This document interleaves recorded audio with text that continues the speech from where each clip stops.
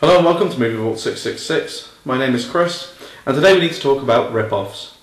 Now, cashing in on a film is nothing new, even though the Asylum might have made an art form out of it. Films have been doing it for a long time.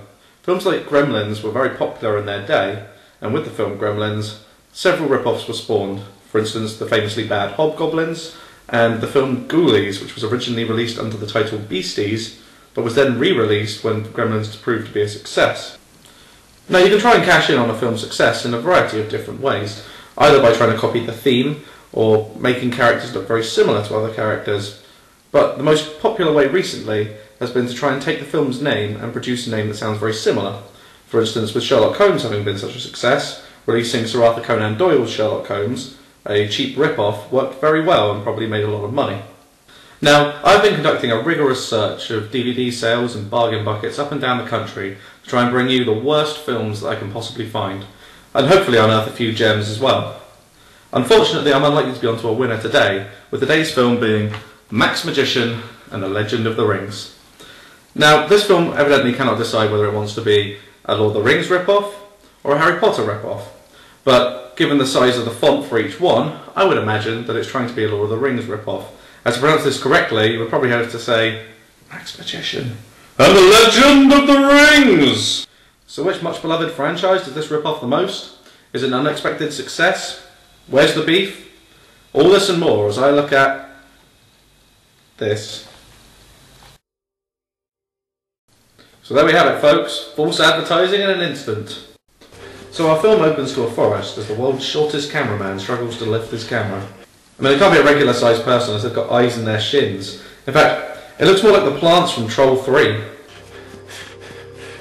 Though eventually the noises are revealed to be from two mouth breathers who are just out of frame. You know, I have to say, it's the dialogue that really makes this film. So anyway, Tarok here throws an axe in a random direction and hits this guy. Not that I know where anything is in relation to each other. Arrgh, me spine!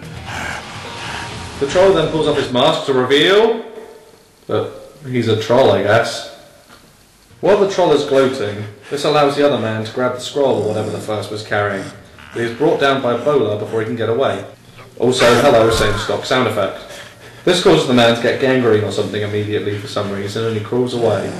So even though the scroll or whatever the guy was carrying is only just outside the door, the troll chooses not to follow it. And no, it's never brought up why he doesn't, and it ends up with a groundskeeper from a local school called Mr. Tin. Help us in our quest for the Savior. You're our only hope.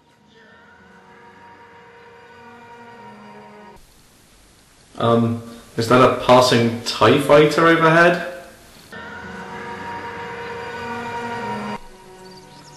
But enough of Mr. Tim. We can't have our hero be old. Instead we cut to a house containing our real main character. We're about to find out just how much of a better choice he is. Ladies and gentlemen, boys and girls, what you're about to witness, the most amazing trick in the world. I am going to change this ordinary scarf into a magic wand. Come on, Max, we're gonna be Anyway, ready. before we get to watch more of Max's routine, Okay. the mother from every commercial in the 90s tells him he has to get ready for school. Whoa! Ow, my tailbone! Oh son, every day with you is a fresh disappointment. Are you alright? Yeah, I'm fine. How about we take this thing off? You're getting a little old for that. Mom! Not the last time we'll hear his parents pushing him to be more normal. I wasn't gonna wear it to school. I should say not. Come on, let's Give get me a cracking. break. I'll give you a break. Given his ability to tackle stairs, I'd leave him to it. Time passes, and Max arrives at his depressingly grey school, occupied by all of the world's worst actors, not least this kid. As you may have noticed, some of the dubbing in this movie is atrocious, but if they let this girl keep her original lines, they must have been worse than this quality, so it's pretty justified. If I were writing a totally uninspired rip-off, it'd probably be around now that my stereotyped bully would show up. Dork. I think he's gonna need a volunteer. Hey, I'll do it, Majek. Oh, come on, Max. Bobby's going to be nice for once, That's horrible. right? Of course, throughout this scene, everybody looks totally unimpressed. Max then pretends to do a magic trick, which ends with the bully getting an egg cracked on his head. You are The bully's voice then completely changes, and Max runs off. great trick, Max. Still need to work on that one. Get him! Oh wow, I knew the Foley would be terrible in this film. I didn't expect anything like that. That's awful. You dork! That's it, I quit. Max eventually outruns the bully when they run out of stock running sound effects. At this point he runs into Mr. Tim. Hey, Mr. Tim, do you know karate or something? I need to kick his teeth in. What a fantastic main character we have, deliberately upsetting bullies and advocating violence. Violence isn't always the answer, son. But, have you considered buying a knife? But maybe we can come up with something, a little bit more imaginative. Come on, I'll show you. Here you go. Water? What the hell? Make me the imaginative weapons, old man. You know, if I was tough like you, those guys wouldn't mess with me.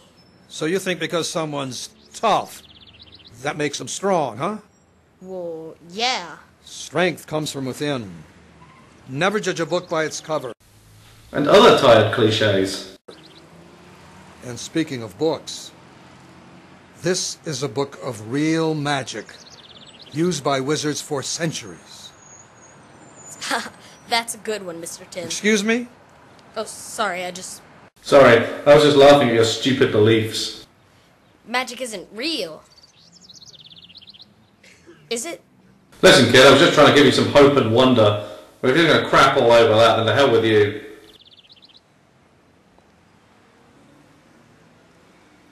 What are you just standing there for, kid? That book ain't free, you know. Mr. Tim, how'd you get the book? And after that, my body was so scarred from the whip marks that I had to take those amphetamines anyway. But what happened to the giraffe, Mr. Tim? Long story, son. Long story. With Mr. Tim's story told, Max heads to the woods where he feeds the floor, I guess? It is at this point, flicking through the dusty old book, that Max discovers that not only does this book contain details of an enchanted realm beyond our own, but it also contains real magic spells. Doorway to the other. He decides to try a spell from the book entitled Doorway to the Other Kingdom. He reads off the spell and it turns out the magic words are open door. Some amazing secret password, huh? I command thee, you keepers of the forest, of streams and glen, open the door, that I may pass into... So he reads out the spell and it causes a magical tree to appear. You can tell it's magical because it's so well integrated. So Max goes through the door and passes into a magical realm that looks identical, except now he's able to hear mocking laughter aimed at him, although he's unable to spot where the laughter is coming from. Until... You alright? Hello? Where are you? I'm right here. Where?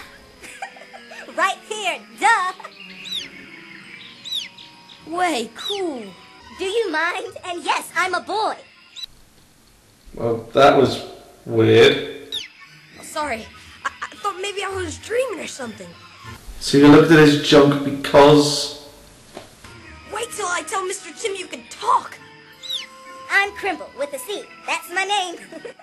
Anyway, it turns out that Crimble with a C will be Max's guide for now and show him around Bluebell Forest. Inane conversation aside though, a bird lands on a branch near Max and Crimble and informs us that it is a hawk belonging to someone called Fayoum. It is here that something truly amazing happens. Max asks a sensible question.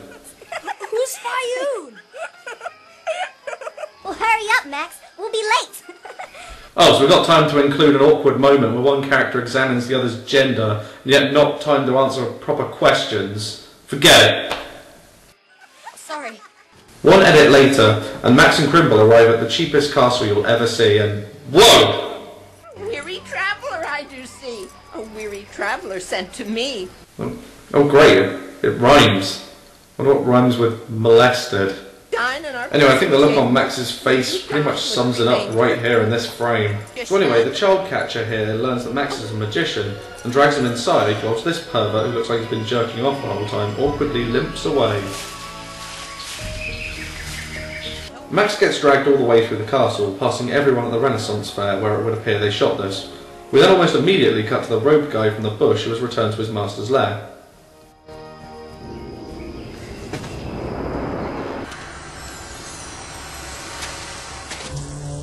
My lord.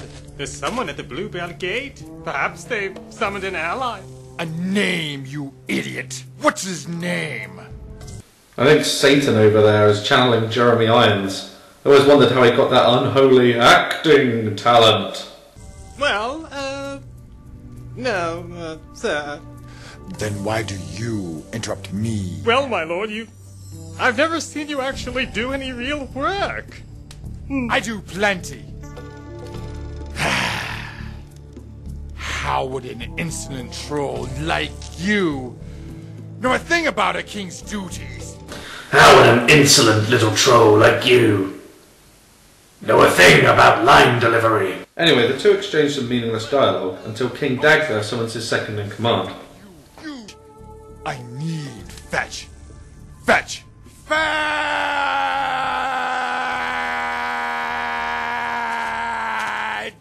And no, that's not a command. He really is actually called Fetch, and the troll is called Worm. Actually, the simplicity of the bad guy's names is a nice little detail, really, unlike almost everything else in the film. Anyway, Dagda, having learned of Max's arrival in Bluebell Forest, sends Fetch to learn more about him. I will find out all that is needed, my lord. Oh, and no, he can't pick an accent. Good.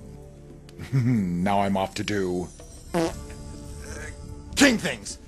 Get out of my way! Whoa.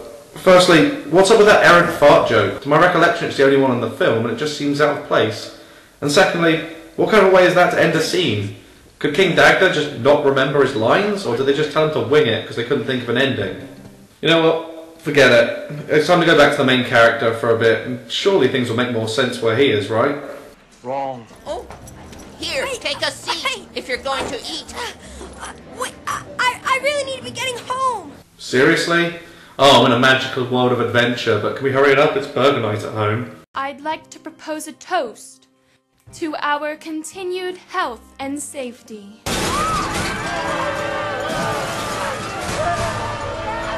Oh, okay, that's not quite what happens. I don't want to be unfair to Max Magician and the Legend of the Ring. We have a special guest here with us today. He's an acting coach.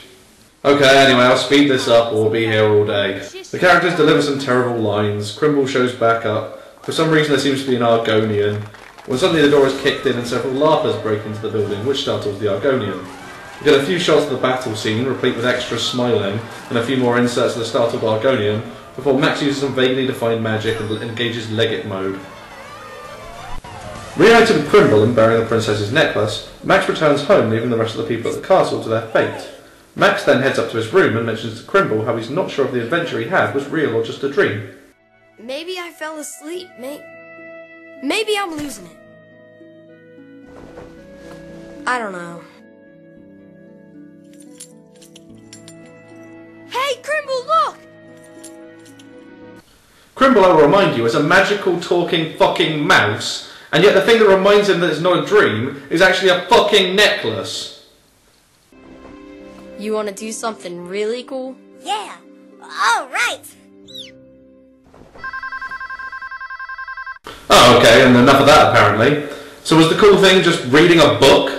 Anyway, while Max is reading, Mum gets a phone call from Mr. Tim. Yeah, he made him okay. Well, you know I've been on him to make friends since he's such a loner. And his parents seem to love having a dig at Max anyway, so that's not surprising in the least. However, I think I found out why Max is such a loner, as his room starts to fill up with magical dust. However, before this can affect anything whatsoever, his mum comes upstairs and is scared by Crimble. Her screams then attract the attention of her husband, who I swear to God seems like an alcoholic to me. Just wanted to kiss goodnight. Mom's house right there!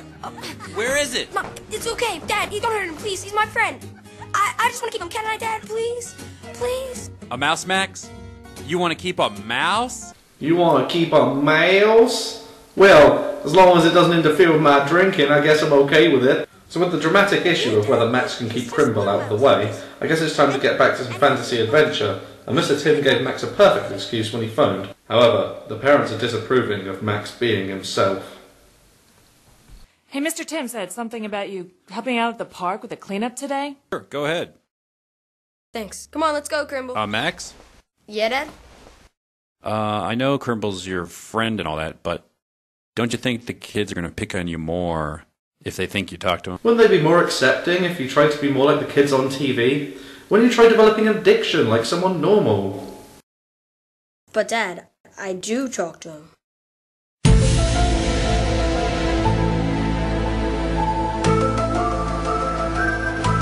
Well, that would appear to be that for that scene, except for some outrageous comedy. Max, it's a mouse. It doesn't talk. Okay, Dad, but... Hey, Max. What's that, check this Crimble? out. His flies. Dad, Crimble just told me your fly's down. What? Whoa. Engaging laugh simulator. Whoa. That boy. Bye. Wait a minute. You know what? Fuck it. Max then attempts to enter the other realm, but before he can, he notices that the tree is still there, which raises all kinds of questions.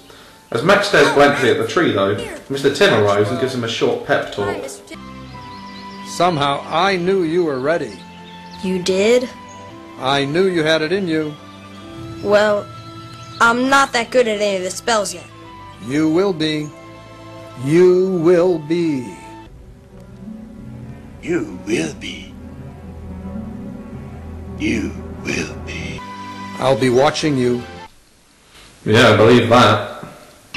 Man, I heard he was something in his day. Who? Mr. Tim? Yeah, right. Old people can't be good at things. Oh yeah, a wizard like none other. The best of the best. No way. Way. Okay. Wow, what riveting dialogue. No way. Way. Okay. This time, as Max and Crimble enter Bluebell Forest, they're stopped by the hawk from earlier, who doesn't seem to think much of Max. Crimble, he is not ready. Yuh-huh, he is so. I've got the book. But will that be enough, my young wizard?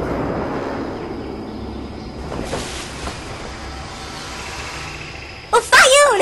It's Fayoun! No way! Way. Okay. Fayoun? The wizard guardian? No, you must have me confused. Raised by druid priestesses, I have tasted the summit of knowledge and drank from the well of the moon. I am both master hand and prophet. And you, Maxwell Majek, are about to embark on a journey. I am? Do the magic spellbook and enchanted forest not tip you off? God, just forget the whole thing. Anyway, Lawrence Fishburne here shows Max how to use the Matrix or whatever in a really cutesy montage. Show me what you've learned.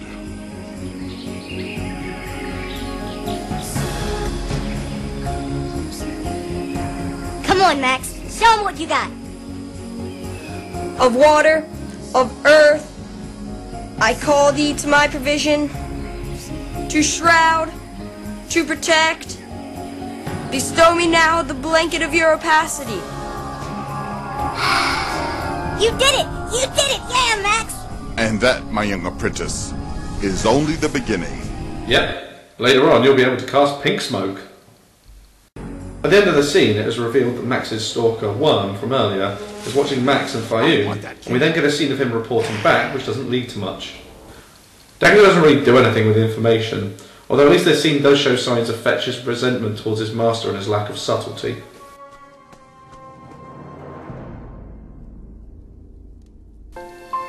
Max, meanwhile, wakes up in the forest with no sign of either Crimble or Fayoun, and stumbles aimlessly onto a clearing, where it appears that the movie Role Models is being filmed.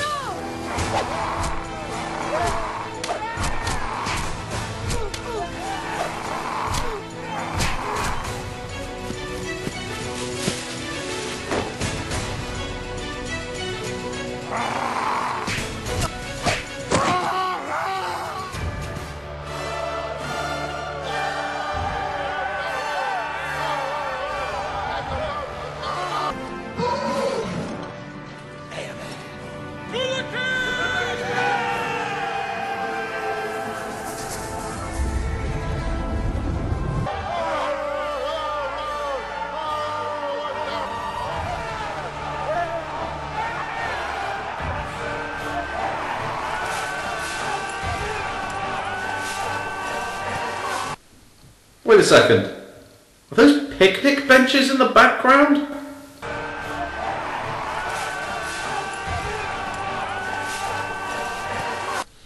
Oh my god, it's just there, they didn't even disguise it.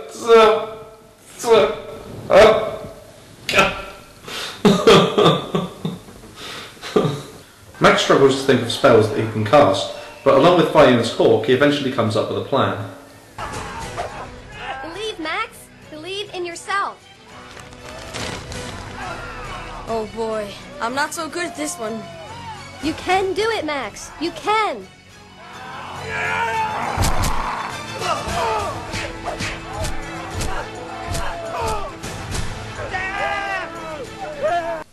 Why is he just yelling staffs rather than just walking over and picking one up? Or is that the name of the dead guy over there? Max eventually uses his magic to levitate a staff for one of the elves to use. However, a mysterious voice yells, Do it again. You can do it again. It's probably the hawk, but it's much funnier to imagine the director doing it. Max, today we're going to do that scene. Do you remember in the script where you cast the spell on the sticks to make them fly? Just go ahead and do that, Max. There's no spells in the book. No, it's just a prop, Max. Just remember in the script. Just do that. Okay. Which spell? The one with. Do you remember in the script? You know, you just make up some fancy words and then we can cut and we can go home. Okay. Magicus Propero. Just cast the fucking stick spell, Max. I want to go home to my family.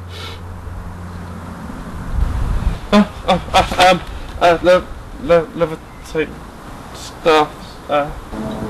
Max, please, just fucking do the stick thing.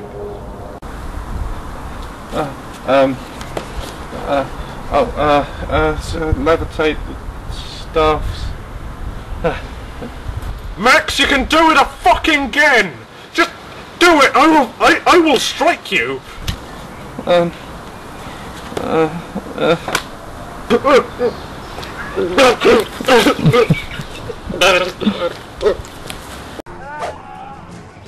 A champion after all. Yes! They're still outnumbered!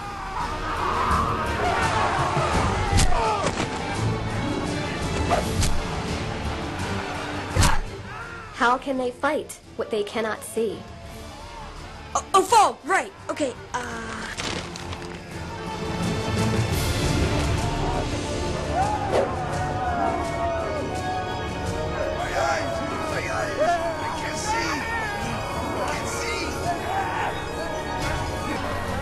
At this point, the heroes have won the day.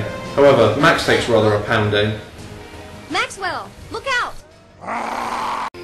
After a gap, Max is later discovered by Princess Exposition. It's such a long story, Max. We wouldn't want to bore you, Max. Anyway, yes, she does end up telling the story, and yes, it is the backstory to the Two Kingdoms, and yes, it is tedious, and yes, this film does actually have a story, which is kind of a surprise to me, really. Anyway, once upon a time, the trolls and the elves lived in harmony, protected by some stones that produce rings, maybe, or something. This story tunes into the failed love life of Satan when he tried to woo the queen. Anyway, this scene is just a massive exposition dump, but I'm not really sure anyone cares about the backstory, so let's just sum this up. I request the return of the magic stones. We'll talk no more of this. Belphoebe, I hate going away empty-handed. Would you mind offering me some of those enchanting bluebells? Why, certainly, Dagda. You know bluebells are very healing. They warm the heart.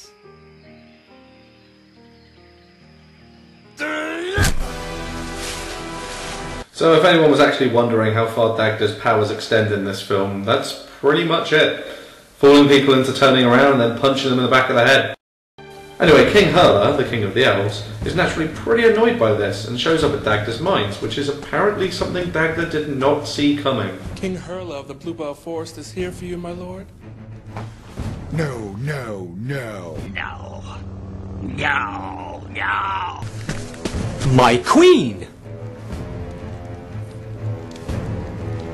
I can certainly explain this. What is there to explain? You have kidnapped my queen. You wouldn't mind turning around for a second, would you? And looking at that interesting thing over there? No?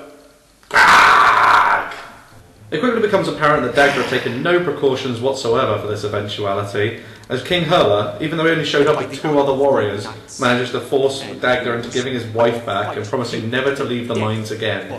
It also becomes clear that Worm really doesn't like working for Dagda. Good day, sire.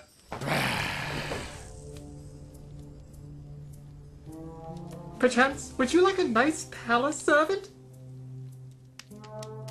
Ouch, that's kind of awkward, especially in front of your current boss. Anyway, King Hurler is reunited with his wife. Touching, isn't it? Let me guess. Grog? This character. After a boring explanation of the magic rings, Max actually asks another pretty good question. Awesome, but then where's your mom? She's in an eternal sleep. Eternal sleep? That's pretty lame. Actually, how awkward would it be if it turned out that she was using that as a metaphor to imply that she was actually dead? She's not dead. It's not a tumor. Anyway, it turns out that before Max had arrived in Bluebell Forest, Fetch showed up at the Elves' Castle promising to return the sacred rings. So I guess there is only one Lord of the Rings, but he's kind of not too fussed about sharing power. Except that the music suddenly goes all evil.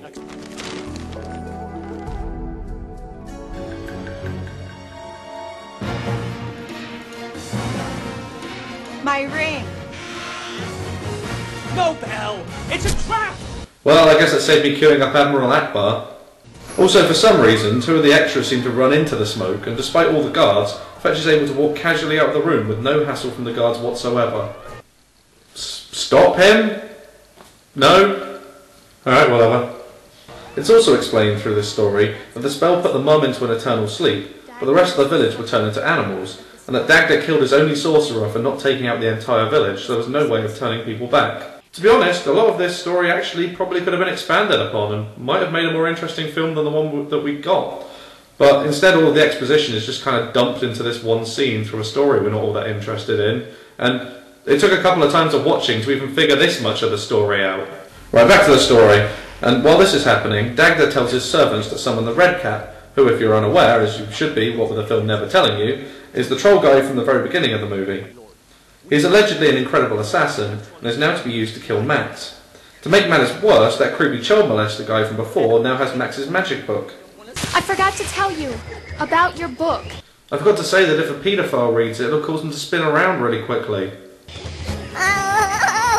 Whilst all that is happening, Dagda and Fetch share a scene that literally adds nothing to the film, unless you weren't sure whether Dagda was a villain or not yet. Meanwhile, Max receives a lecture on the pros of stick-based warfare. What are you looking for? Are you looking... A spell! Something to bring you guys lots of cool weapons. You guys need to fight with more than just sticks. Sticks? Yeah, you guys need like guns and cannons and laser beams. Cool stuff. Max, we don't fight to destroy things. We fight in self-defense, to live. Besides, have you seen what a stick can do? No, but I'm pretty sure we're going to find out. This scene doesn't really add anything except watching this guy get beaten up. Actually, there's that loads of the film. Fuck it, I like it. Keep it in. Anyway, Max is out in the forest with just Crimble now for some reason, when Worm arrives. Over the previous scenes, it's been shown that Worm has been developing a fondness for Max, and I'm not just talking about when he's in the bushes. However, he's probably a little less fond of Max when he shows up and the first thing that happens is Max greeting him like this. Max, look out! Who are you? Ouch! Ouch! Ouch! Ouch! Oh yeah, that's totally a fair way of introducing yourself. That's how I answer the door all the time. Who are you? Why are you here? Get away! Ah! Ah!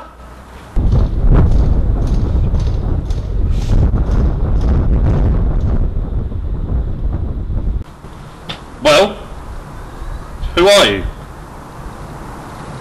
Rude. Worm, unperturbed by the loss of several organs, warns Max of the Red Cap coming to kill him. However, the Red Cap, where we've had lots of expositions explaining how great he is, almost immediately shows up, and Max beats the crap out of him. So much for all the build-up then. Max then returns to the Elves with Crimble and his new friend Worm. However, some of the locals are less than pleased to see him. In fact, because of this, the princess doesn't want Max helping with the battle.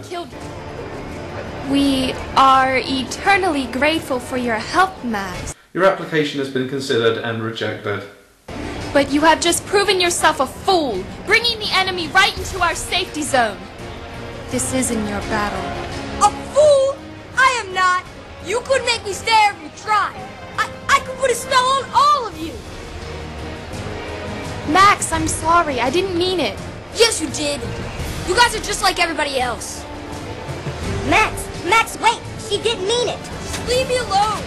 All of you! This scene ends up being kind of a waste, although a better script might have expanded on some of the issues displayed here. When Max is called a fool, he goes a little bit emo Darth Vader on everyone and shows some entitlement issues. Additionally, there's a complete mistrust between the two sides that is shown very well here, but is not expanded upon at all, thus making it a waste. Although in fairness, this is a kids' movie, and I didn't expect this to be expanded on. If they weren't going to do anything with it, then why bring it up at all? But you have just proven yourself a fool. Also, what does this line refer to? You guys are just like everybody else. Does he know many racists, or are they like everyone else in that he could destroy them with spells? As Max is leaving the forest, he finds Fayun's hawk, which flat out tells him he has a necromancy spell which can win the day. Meanwhile, Fetch informs Lord Dagda of the Red Cap's failure. Saddle my steed. If I want something done right, I have to do it myself. No boy magician will rob me of my triumph. My lord, we battle within the hour. So start without me. Go! Idiot! I heard that. I don't know what to say about that other than brilliant. Max arrives at the location of the sleeping warriors, who couldn't have been hidden any better under those leaves. Rise from your grave. Fetch, meanwhile, leads a charge against the Bluebell warriors, who are awaiting Max with his reinforcing army. However, it's a trap! Lord Dagda comes out of nowhere and lays Max out with his signature move. Max then uses a spell which has never been used before and won't be used again to stop Dagda in his tracks, because we can't have any tension in this scene at all whatsoever. With Lord Dagda out of the way, Max is able to finish the spell and send the reinforcing army to support the Bluebell. We are then cut to Fetch, who is shown fighting rather well, but the tide is turned as soon as the undead warriors arrive to reinforce the Bluebell warriors. But Dagda is not finished yet, even though he doesn't really have any powers. He attempts to strangle Max before Crimble uses the power of poor editing to fly onto Dagda's neck and lodges there. In response, Dagda straight up murders him by throwing him. This sends Max into a rage, or at least I assume that's what he was trying to portray, and he summons many mice to mildly annoy Dagda. Mice! No! Get them off me! No! In fact, even Max looks like he doesn't really know why he did that. Then some green fog appears, and Dagda disappears for some reason. Right, let's wrap this up. Max rushes to Crimble's side and finds that he's dead, whilst Worm and Fayun's hawk look on without adding anything to the scene. The undead warriors ascend into heaven or something, I don't know. Max leaves the forest but bumps into Fayun first, and Max acts like a jerk. Then he comes across the bullies, but Crimble appears as an elf or something and scares the bullies with a mouse. Then it turns out that Dagda is in the mouse. Why not? Then the Queen gives Max a ring, whilst Thor is there for some reason. Then it turns out that some of the friends Max made live in his cupboard for some reason, and Dagda is stuck in a cage as a mouse. The end. Credits roll, and we see that one of the mice used was called Fat Bastard the Mouse. Classy. So what's my take on Max Magician and the Legend of the Rings? Well, that it's stupid. But kind of in an endearing way. It fails at everything it tries to achieve, and it's so low budget at times that it's kind of spectacular. It really has to be seen to be believed. But I think there's very little plot there that they want to use. So much of it is shoved to one side that it really ends up not working at all, and I don't think even kids would get a lot out of this film.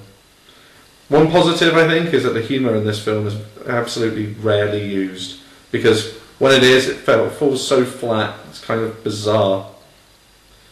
Overall, I would say that the only thing you would buy this film for is either to mock, or to get a kid to shut up for an hour and 20 minutes. and even then I'm not sure it would work. So at the beginning of the movie I asked, is this more like Harry Potter or The Lord of the Rings? I think it's kind of like neither. It's more like never-ending story, if anything. And even then, not very close at all. Anyway, that's been my review on Max Magician and the Legend of the Rings. And now I have to go do review of things!